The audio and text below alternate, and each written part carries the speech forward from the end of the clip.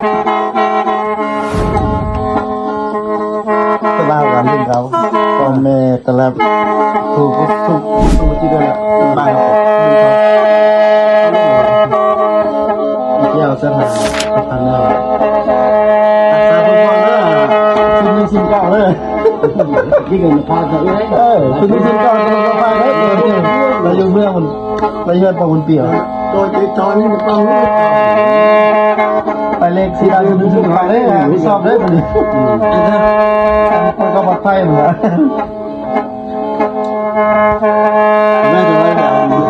คือโลตาพูนเนอะตามาเอง